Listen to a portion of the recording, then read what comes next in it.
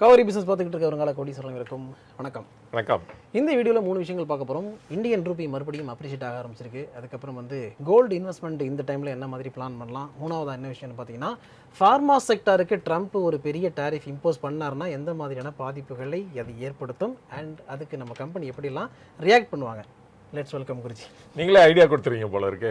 Okay, ட்ரம்ப்புக்கு டாரிஃபை ஏத்துப்பா pharma போட்டுட்டு இருக்காரு. ஆக்சுவலாக இப்போ முந்தா நேரத்து நடந்த விஷயம் என்னன்னா, பிளாஸ்டிக் ஸ்ட்ரா தான் யூஸ் பண்ணணும், பேப்பர் ஸ்ட்ரா யூஸ் பண்ணக்கூடாதுன்னு சொல்லியிருக்காரு கவர்மெண்ட் ஆஃபீஸ்லாம். வீடியோக்குள்ளே போகிறதுக்கு முன்னாடி ஒரு முக்கியமான விஷயம், Cauvery Business.in அப்படிங்கிற நம்மளுடைய வெப்சைட் இருக்குது. அந்த வெப்சைட்டுக்குள்ளே நீங்கள் வந்தீங்கன்னா ஒவ்வொரு வாரமும் சனிக்கிழமை காலையில் 11 மணிக்கு குருஜியோட லைவ் மீட் அட்டன் பண்ணலாம். அண்ட் ஆல்சோ நிறைய புதிய விஷயங்கள் கிடச்சிக்கிட்டு இருக்கும். ப்ளஸ் நாங்கள் வீடியோவில் பேசக்கூடிய கூகுள் ஷீட் இருக்குல்ல, ஷேர் பற்றி பேசுகிற கூகுள் ஷீட் இருக்குல்ல, அந்த கூகுள் ஷீட்டை நீங்கள் அதில் ஃப்ரீயாக ஆக்சஸ் பண்ண முடியும். அதனால் Cauvery Business.inங்கிற வெப்சைட்டை சப்ஸ்கிரைப் பண்ணுங்கள். இப்போ 87 ரூபா 90 பைசாக்கு மேலே இருந்த இந்திய ரூபாயுடைய மதிப்பு 86 ரூபா 81 பைசா அப்படின்னு இன்க்ரீஸ் ஆகிருக்கு, அப்ரிஷியேட் ஆகிருக்கு. என்ன காரணம் இதுக்கு? சரி, இதை அந்த தடுத்து நிறுத்தலன்னு வச்சுக்கோங்களேன், என்ன 90 போய் நிற்கும். ஏன்னா அது பெட்ரோல் காஸ்ட்டு. ஓகே, எல்லா பெட்ரோல் மட்டும் இல்லைங்க, எவ்வளோ ஐட்டம் நம்ம இம்போர்ட் பண்ணிக்கலாம். எடிபிள் ஆயில் இன்ஃப்ளேஷனை குறைக்கணும் ஃபுட்டு ஸ்டாக்கில் இது பண்ணிவிட்டு இவ்வளோ கன்செஷன் கொடுத்து எங்கே போய் அதை மீட் பண்ண முடியும்? 80% ஆஃப் அவர் க்ரூட் இம்போர்ட் பண்ணிகிட்ருக்கோம் நம்ம. அண்ட் ஈவன் எடிபிள் ஆயிலையும் பார்த்திங்கன்னா அதே மாதிரி பர்சன்டேஜ் இம்போர்ட் பண்ணிகிட்ருக்கோம். ஸோ அதர் எத்தனையோ அத்தியாவசியமாக பொருளும் நம்ம இம்போர்ட் வேறு பண்ணிகிட்ருக்கோம். அப்போ இந்த டொமஸ்டிக் ப்ரைஸ்லாம் பயங்கரமாக ஏறி போயிடும். அந்த இன்ஃப்ளேஷன் திருப்பி கட்டுக்கடங்காமல் போயிடும். ஸோ அதை நேற்று ஆர்பிஐ ஹெவியாக மார்க்கெட்டில் என்டர் பண்ணி டாலரை ரிலீஸ் பண்ணதா கேள்வி. அபவுட் $4 to $8 billion ஒரே நாளில் மார்க்கெட்டில் கொடுத்துருக்காங்க. லாட் ஆஃப் ஸ்பெகுலேஷன்ஸ் போயிட்டுருக்கனாலையும் இந்த இது டிப்ரிஷியேட் ஆகிட்டே போயிட்டுருக்கு நம்ம ருப்பி. அதை தடுத்து நிறுத்தணும் தான் அது மாதிரி பண்ணாங்க. அதனால இம்மீடியட்டாக மார்க்கெட் ரியாக்டட் அண்ட் ஸ்ட்ரெங்தன் ஆகிடுது. இன்ஃபேக்ட் நியர்லி 86.52 வந்துச்சு. அப்புறமேலே இப்போ ஸ்லைட்டாக இன்க்ரீஸ் ஆகிருக்கு. இப்போ $4 to $8 billion மார்க்கெட்டில் கொடுத்துருக்காங்க அப்படிங்கும்போது அப்போ நம்மளுடைய ஃபாரெக்ஸ் குறைஞ்சிருக்கும்ல? ஆமாம், டெஃபினட்டாக குறைஞ்சிரும். ஓகே, எல்பி அபவுட் 620 அது மாதிரி ஏற்கனவே இருந்தது. இப்போ ஃபர்தராக குறைஞ்சிருக்கும். ஓகே, இல்லை இந்த மாதிரி ரிசர்வ்ஸ் பில்ட் பண்ணுறதே இந்த மாதிரி சிச்சுவேஷனை மீட் பண்ணுறதுக்கு தானே. ஓகே. ஸோ அடுத்தது கோல்டுடைய விலை நல்லாவே அப்ரிஷியேட் ஆகிட்டே இருக்குது. ஸோ இந்த டைமில் கோல்டை எப்படி ஹேண்டில் பண்ணலாம்? பல்காக இன்வெஸ்ட் பண்ணுறது நல்லதா, இல்லை கொஞ்சம் திருப்பி இறங்கும் அப்படின்னு வெயிட் பண்ணலாமா? இல்லை, அந்த வாலட்டிலிட்டி இருக்க தான் செய்யும். பட் ஆனால் நார்மலி மேலே ஏறிட்டே தான் இருக்கும். ஏன்னா வேர்ல்டு அன்சர்டன்ட்டி நிறைய இன்க்ரீஸ் ஆகிறப்ப இல்லை மாதிரி ட்ரம்ப்போட பாலிசி, அவர் என்ன நினைக்க போகிறாரு, என்ன சொல்ல போகிறாருன்னு தெரியாத சிச்சுவேஷனில் எப்பொழுதும் ஒரு சேஃப் அசெட்ஸில் போய் எல்லாரும் இன்வெஸ்ட் பண்ண ட்ரை பண்ணுவாங்க. ஸோ அதனால இந்த கோல்டு ப்ரைஸ் மேலே ஏறிட்டே இருக்கும். எல்லாரும் சொல்கிறாங்க $3,000 வரைக்கும் போயிடும் அப்படின்னு. இந்த ட்ராய் அவுன்ஸ் அது போயிடும் போல் இருக்குது. அண்ட் இன்னைக்கு ஸ்லைட்டாக குறைஞ்சிருக்கு. ஏன்னா நேற்று சடனாக ஸ்பர்ட் ஆனதுனால.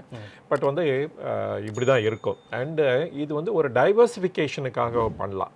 இப்போ பாருங்கள், அமங் த மியூச்சுவல் ஃபண்ட்லேயே பார்த்தீங்கன்னா எல்லாம் என்ன சொல்கிறாங்க, தி மல்டி அசெட் இதில் தான் இன்வெஸ்ட் பண்ணோம் இந்த டைம் அப்படின்னு சொல்கிறாங்க. ஸோ அது மாதிரி மல்டி அசெட்னு சொல்லும்போது இந்த இதுவும் இன்க்ளூடட் தான், கோல்டும் அதில் இன்க்ளூடட். அதனால் ஒரு டைவர்சிஃபிகேஷனுக்காக இதில் இன்வெஸ்ட் பண்ணலாம். அப்புறமேலே நாட் ஓன்லி இண்டிவிஜுவலுக்கு மட்டும் அன்சர்டன்டி இல்லை, ஈவன் கண்ட்ரிக்கும் அன்சர்டன்டி இருக்குல்ல. அதனால் ஈவன் சைனா கூட அவங்களுடைய ரிசர்வ்ஸை, அமெரிக்கன் ரிசர்வ்ஸை நிறைய குறைச்சிட்டு அவங்களும் கோல்டில் இன்வெஸ்ட் பண்ண ஆரம்பிச்சிருக்காங்க. அது ரொம்ப நாளாக போயிட்டுருக்கு. போன வருஷம் மட்டும் 1000 tons வரைக்கும் டோட்டலாக இன்டர்நேஷ்னலி இந்த சென்ட்ரல் பேங்க்ஸ் மட்டும் வாங்கியிருக்காங்க. அப்படின்னா பார்த்துக்கோங்க எவ்வளோ டிமாண்ட் ஃபார் கோல்டு. அதனாலேயும் அந்த ப்ரைஸ் மேலே போயிட்டே இருக்குன்னு கூட சொல்லலாம். நம்மளுடைய ஆர்பிஐ கூட நியர்லி அபவுட் 87 tons வாங்கியிருக்காங்க போன வருஷமே. ஸோ அதனால் இது இன்க்ரீஸ் ஆகிட்டு தான் போகும். அந்த ப்ரைஸு மேலே போகிறதுக்கு சான்சஸ் இருக்குது. அன்சர்டன்ட்டி எப்போ வருதோ அந்த டைமில் கோல்டு ப்ரைஸ் மேலே தான் போயிட்டுருக்கோம் அப்படின்னு எடுத்துக்கலாம் நம்ம. ஓகே, ஃபைனலாக நம்ம ஃபார்மா செக்டாருக்கு வரோம். ட்ரம்ப் அடிக்கடி நிறைய டாரிஃப் எல்லாம் போட்டுட்ருக்காரு. ஸோ அமெரிக்காவை பொறுத்த வரைக்கும் இந்தியா மேஜர் எக்ஸ்போர்ட்டராக இருக்காங்க ஃபார்மா செக்டாரில். அதனால் இந்தியா அதிகமாக சம்பாரிச்சிக்கிட்டு இருக்கு. ஸோ ஃபார்மாவுக்கு நம்ம ஒரு டாரிஃபை போடுவோம் அப்படின்னு போட்டால் கம்பெனிஸ்லாம் என்ன பண்ணுவாங்க? ரைட், நல்ல வேலை நீங்கள் அட்வைசராக இல்லை. ஏன்னா அவர் நிறைய இந்தியன்ஸை, அது இந்தியன் ஆரிஜின் பீப்புளாக அட்வைசராக வச்சுருக்காரு. உங்கள் அட்வைஸை கேட்டு அவர் போட்டார்னா பெரிய ப்ராப்ளம் ஆகிடும். இந்தியாவுக்கு மட்டும் இல்லை, இல்லை பார்க்குறவங்க வாயை வச்சுட்டு சும்மாறா. இல்லை, அது இந்தியாவுக்கு மட்டும் ப்ராப்ளம் இல்லை, ஈவன் அமெரிக்கன் பீப்புளுக்கே அது ரொம்ப பெரிய ப்ராப்ளம் ஆகிடும். சரி, இன்னைக்கு பிக்கஸ்ட் காஸ்ட் என்ன அப்படின்னா ஃபார் அமெரிக்கன்ஸ் ஹெல்த் கேர் தான் பிக்கஸ்ட் காஸ்ட். அது தவிர அது மேலே இன்னொரு டாரிஃப் வேறு இம்போஸ் பண்ணாங்கன்னா அவ்வளோதான். அண்டு கட்டுக்கடங்காமல் போயிடும் விலையெல்லாம், எஸ்பெஷலி இது ஜெனரிக் ட்ரக்ஸ்லாம். சரி, இந்தியா வந்து நிலை 30% ஆஃப் த அமெரிக்கன் ஜெனரிக் மார்க்கெட்ஸுக்கு சப்ளை பண்ணிட்டு இருக்காங்க. இதை யார் ரீப்ளேஸ் பண்ண முடியும் சொல்லுங்கள்? ஏன் ஜெனரிக்ஸ் வந்துச்சு? ஃபஸ்ட்டு ஜென்ரிக் வந்த காரணம் என்னது? சீப்பு, ப்ரைஸ் வைஸ் சீப்பு. பேட்டன்ட்டு ட்ரக் வந்து ரொம்ப காஸ்ட்லியாக இருக்கிறனால ஜென்ரிக்ஸ் மார்க்கெட்டுக்கு வந்தோடனே அதோட காஸ்ட் வந்து வெகுவாக குறைஞ்சனாலையும் அஃபோர்டபிலிட்டி இன்க்ரீஸ் ஆகிறனாலையும் ஈவன் அமெரிக்கன் கவர்மெண்ட்டே அதை என்கரேஜ் பண்ணுது த்ரூ லெஜிஸ்லேஷன் மூலமாக. தென் வந்து ஸோ தட் வந்து அந்த சீப் ட்ரக் வந்து பீப்புளுக்கு போய் சேரும். ஏன்னா ஹெல்த் வந்து ரொம்ப இம்பார்ட்டன்ட் இஷ்யூ. அண்ட் அதை நிறைய இம்பார்ட்டன்ட் டிசீஸை க்யூர் பண்ணுறதுக்கும் அது ரொம்ப யூஸ்ஃபுல்லாக இருந்தது. அதனால் அந்த ஜென்ரிக் மார்க்கெட் வந்து கேப்சர் ஆகிடுச்சு. ஒன்று இதுதான் ஃபர்ஸ்ட் இம்பார்ட்டன்ட் காஸ்ட் வைஸ். அப்புறம் எங்கே இருக்குது அவங்களுக்கு ஈகோ சிஸ்டம் எங்கே இருக்குது அமெரிக்காவில்? See, they are innovators, no doubt. புது புது ட்ரக்கை கண்டுபிடிப்பாங்க. ஆனால் கண்டுபிடிக்கிறதுக்கு வந்து அவங்க வந்து ஒரு ஸ்மால் ஃபெசிலிட்டி, நல்ல குட் ஃபெசிலிட்டி இருந்தால் போதும். ஆனால் வால்யூமில் அந்த இதை ப்ரொடியூஸ் பண்ணோம் அப்படின்னா எங்கே இருக்குது அங்கே ஈகோ சிஸ்டம்? அங்கே இல்லையே ஈகோ சிஸ்டம். அதனால தானே அது வந்து அவுட் சோர்ஸ் பண்ண வேண்டியதாக போச்சு. எதர் சைனாவுக்கோ இல்லாட்டா இந்தியாவுக்கோ பண்ணாங்க. ஏன்னா அவுட் சைட் தி அமெரிக்கா பார்த்தீங்க அப்படின்னா இந்தியாவில் தான் largest and FDA approved facility வேறு இருக்குது. அப்படி இருக்கிறப்ப எப்படி வந்து இன்னொரு இடத்துல வந்து அந்த மாதிரி கிரேட் ஃபெசிலிட்டி கிரியேட் பண்ண முடியும்? அங்கே ஈக்கோ சிஸ்டமே இல்லை. அப்படி தான் சொல்லலாம். அமெரிக்காவில் வந்து எந்த ஈக்கோ சிஸ்டமே இல்லை. அதனால இம்மிடியட்டாக வந்து அங்கே ஜென்ரிக்ஸ்லாம் ஒன்றும் ப்ரொடியூஸ் பண்ணிட முடியாது. It will take lot of time. அப்புறமேலே சரி, ஈக்கோ சிஸ்டமே இருக்குன்னே வச்சுக்கோங்களேன், அவங்க ஏபிள் டு கிரியேட்னே வச்சுக்கோங்களேன், அந்த காஸ்ட்டுக்கு அவங்களால ப்ரொடியூஸ் பண்ண முடியுமா? முடியாது. அது ஏங்கிறத நான் சொல்கிறேன். நான் ஷார்ட்லி அவங்களோட லேபர் காஸ்ட்டு ரொம்ப ஹை. இன்னோவேட் பண்ணும்போது மேபி அது வந்து காஸ்ட் ஜஸ்டிஃபை பண்ணலாம். பட் ஆனால் அதை வால்யூமில் ப்ரொடியூஸ் பண்ணும்போது அந்த லேபர் காஸ்ட் கொடுத்து கட்டுப்படி ஆகவே ஆகாது. அதனால் அந்த ஜெனரிக்ஸ் வந்து cheaper cost of the drug அப்படின்னு சொல்கிறோம் பாருங்கள், இல்லைனா சீப் ட்ரக்குன்னு சொல்கிறோம் பாருங்கள், கம்பேர்ட் டு இன்னோவேட்டிங் பேட்டன்ட் ட்ரக்கோடங்கிறத அது காஸ்ட் அச்சீவ் பண்ண முடியாது. அப்போ வந்து பேட்டன்ட் ட்ரக் ப்ரைஸும் ஜென்ரிக் ப்ரைஸும் ஒன் அண்ட் த சேமாக தான் இருக்கும். அப்போ நேச்சுரலி அட்வான்டேஜ் வந்து கண்ட்ரீஸ் லைக் இந்தியாவுக்கு தான். அதனால் இந்த காஸ்ட் ஸ்ட்ரக்சரு அண்ட் வால்யூம் ஸ்ட்ரக்சரும் இந்தியா கேன் பீட். அதனாலேயே இவங்க திங்க் பண்ண மாட்டாங்க அன்னெசரியாக வந்து இதுக்கு இம்போஸ் எனி டாரிஃப் அப்படின்னு எடுத்துக்கலாம் நம்ம. ஆனால் சம் கைண்ட் ஆஃப் சேஞ்சஸ் வர்றதுக்கு சான்சஸ் இருக்குது. ஏன் அப்படின்னா சப்போஸ் அந்த மாதிரி ஒரு டாரிஃப் இம்போஸ் பண்ணால் சிடிஎம்ஓ கம்பெனிஸ்லாம் மேபி ஹிட் ஆகும். சிடிஎம்ஓங்கிறது என்ன அப்படின்னா the contract and development and manufacturing organisation தான் அது. அதாவது இன்னோவேட்டிங் கம்பெனிக்காக இவங்க வந்து இந்தியாவில் வந்து ட்ரக் ப்ரொடியூஸ் பண்ணி திருப்பி அவங்களுக்கே கொடுக்கறது. இவங்க வந்து அந்த ரிசர்ச்லாம் பண்ண வேண்டிய அவசியம் கிடையாது. ஒன்லி அவங்க கொடுத்த இந்த மாதிரி மாலிகூல் இவ்வளோ வால்யூமில் ப்ரொடியூஸ் பண்ணி கொடு, இதுதான் த வே டு ப்ரொடியூஸ் அப்படின்னா அதுக்கு இங்கே ஃபெசிலிட்டி இருக்கிறப்ப இந்த கான்ட்ராக்ட் சைன் பண்ணவங்க அதை ப்ரொடியூஸ் பண்ணி அமெரிக்காவை திருப்பி கொடுப்பாங்க. ஸோ அந்த ஃபெசிலிட்டிஸில் செட்பேக் வரும் சப்போஸ் டாரிஃப் இம்போஸ் பண்ணால். பட் ஆனால் இப்போ 2 கம்பெனி எடுத்துக்கோங்க இந்தியாவில்.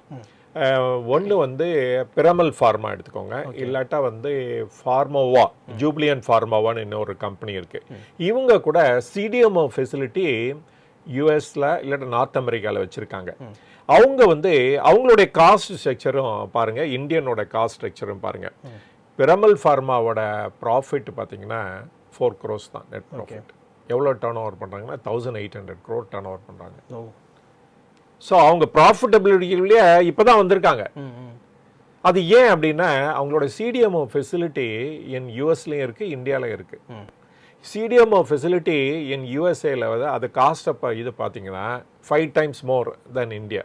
அப்புறம் எப்படி இப்போ ப்ராஃபிட்டபுளாக ரன் பண்ண முடியும்? இப்போ ஜூப்ளியன் ஃபார்மோவா எடுத்துக்கோங்களேன், அவங்களுக்கு வந்து கனடாலேயும் ஃபெசிலிட்டி இருக்குது, மான்ட்ரியாலில் 2 ஃபெசிலிட்டி இருக்குது, அண்டு யூஎஸ்ஏல வந்து அவங்களுக்கு 2 ஃபெசிலிட்டி இருக்குது, வாஷிங்டன் ஸ்டேட்டில் இருக்குது. இவங்க வந்து இவங்களுடைய பிஸ்னஸ் மாடல் பார்த்திங்கன்னா ஒன்று வந்து இந்த ரேடியோ ஃபார்மசின்னு அதில் ஃபோக்கஸ் பண்ணிகிட்ருக்காங்க. தென் வந்து CDMO பிஸ்னஸ்ஸு, அப்புறம் CRDMO அப்படின்னு ஒரு பிஸ்னஸ், தட் இஸ் ரிசர்ச்சும் சேர்த்து இருக்கும். Okay. Not only truck manufacturing மட்டும் இல்லாமல் இந்த ரிசர்ச்சும் சேர்த்து இருக்கும். இந்த ஃபெசிலிட்டிஸ் எல்லாமே யூஎஸில் இருக்குது. இதுதான் அவங்களோட 90% ஆஃப் தர் டர்ன் ஓவர். அவங்களோட ப்ராஃபிட் வந்து ரொம்ப ஸ்மால்ஸ் தான். 1100 crores 100 crores தான் ப்ராஃபிட். மித்த இந்தியாவோட அதர் கம்பெனிஸோட ப்ராஃபிட்டபிலிட்டிலாம் பார்த்தீங்கன்னா எபிட்டாவே 30-32% இருக்கும். ஓகே. ஸோ பட் ஆனால் இந்த கம்பெனியோட ப்ராஃபிட் வந்து நாமினலாக தான். ஏன்? பிகாஸ் அந்த காஸ்ட் ஆஃப் மேனுஃபேக்சரிங் அங்கே இருக்கிறனால தான் நிறைய CDMO ஆக்டிவிட்டீஸ் வந்து இந்தியா மாதிரி கண்ட்ரீஸுக்கு வந்து கான்ட்ராக்ட் கிடைக்குது ஆக்சுவலாக. ஸோ அதனால் CDMO சைடில் பார்த்தீங்கன்னா கூட அவ்வளோ ஈஸியாக உடனே வந்து எல்லாமே அமெரிக்காவுக்கு ஷிஃப்ட் ஆகிடுது. அதனால் இந்த 3 ஃபேக்டர்ஸ்லையும் சொல்லலாம். எதர் அந்த ஈகோசிஸ்டம் அன்அவைலபிலிட்டினாலையும், அண்ட் செகண்ட் வந்து காஸ்ட் ஆஃப் அந்த ஜென்ரிக்ஸ் அதை வந்து இந்தியாவில் கொடுக்குற காஸ்ட் மாதிரி அங்கே ப்ரொடியூஸ் பண்ண முடியாத காரணத்தினாலையும், அந்த CDMO ஃபெசிலிட்டி அங்கே இருந்தால் கூட அதோட காஸ்ட் ஆஃப் மேனுஃபேக்சரிங் ரொம்ப ஹையாக தான் இருக்குது. ஸோ இந்த 3 ஃபேக்டர்ஸில் நம்ம சொல்லலாம் இவர் ரிஸ்க்கே எடுக்க மாட்டார் இந்த ஏரியாவில் மட்டும் அப்படின்னு சொல்லலாம். இதில் வந்து 25% போடுறேன், 10% போடுறேன் அப்படின்னா அவங்களுடைய ஹெல்த் கேர் சிஸ்டமே கொலாப்ஸ் ஆகிடும். ஓகே.